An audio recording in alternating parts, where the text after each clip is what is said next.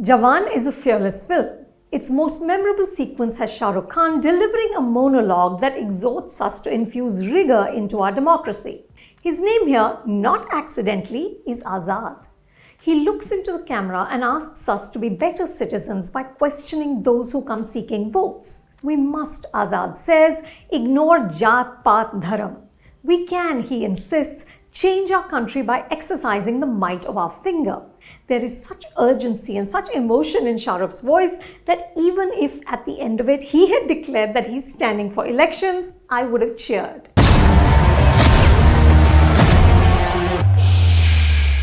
This is one of India's most beloved citizens insisting that we do better. It hits hard.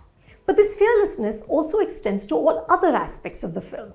Writer-director Attlee is a maker of blockbusters. His creative mantra seems to be more is more.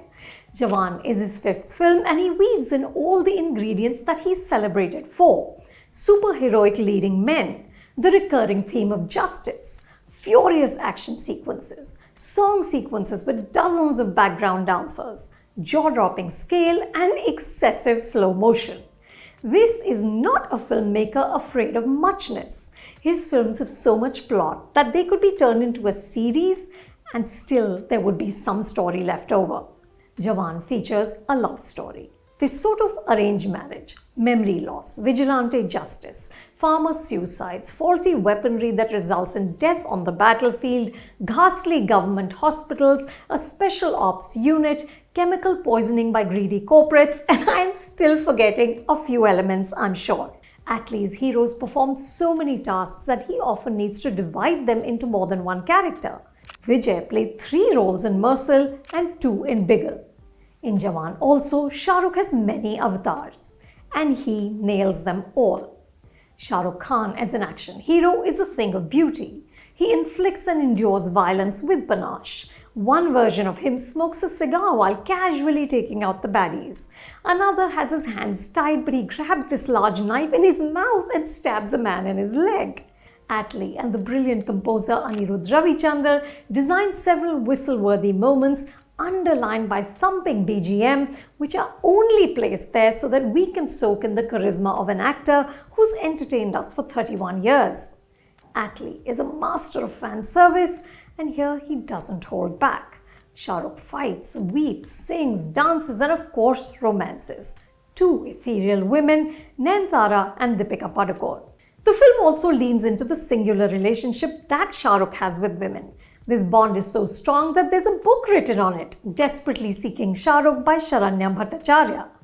Jawan has one of the Shah Rukh characters leading a posse of women, which includes Sanya Malhotra and Priyamani. Azad is raised by a single mother and surrounded by hundreds of women. Women enable him through the film, and there's even a sequence in which Shah Rukh and Nayanthara get into hand-to-hand combat. It's pretty sexy. But the film reneges on its own promise, because when the battle of good versus evil finally reaches its climax, the women aren't able to participate. Eventually, only men decide the fate of the world. These men include Vijay Sethupathi playing Kali Gaikwad, a man who describes himself as the 4th largest weapons dealer in the world. I love that detail.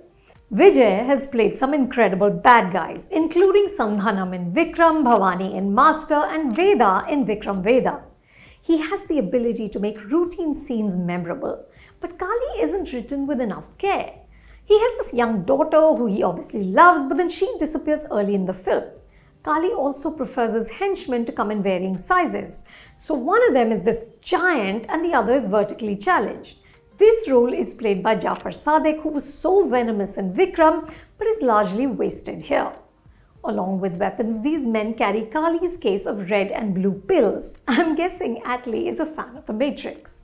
But none of these traits make Kali formidable enough to go up against all those Shah Rukhs. The writing is too broad and, as I said before, fearless, but not always in a good way. Attlee takes the plot to preposterous heights. The larger ambition seems to be creating jaw-dropping set pieces rather than telling a coherent story. The connective tissue between these set pieces is alarmingly thin. Attlee's signature is the flashback, which is where he usually dials up the emotions. In this film too, the extended backstory has dramatic heft, but the impact doesn't hold long enough. In several sequences, the film's editor Ruben cuts to characters wiping tears, but we don't feel as much as they're feeling. In places, the film defies logic at a fast and furious level. And there just aren't enough punchy dialogues, though that line, "Bete ko haath lagane se pehle baap se baat kar," deserves an award for audacity and subtext. Jawan runs for 170 minutes, and the incessant sound and fury becomes exhausting. But Shah Rukh, especially the older version, keeps the film from becoming a slog. With graying hair and a cigar, he summons a formidable swagger. That's the good news. He's only going to get better. You can watch Jawan at a theatre near you.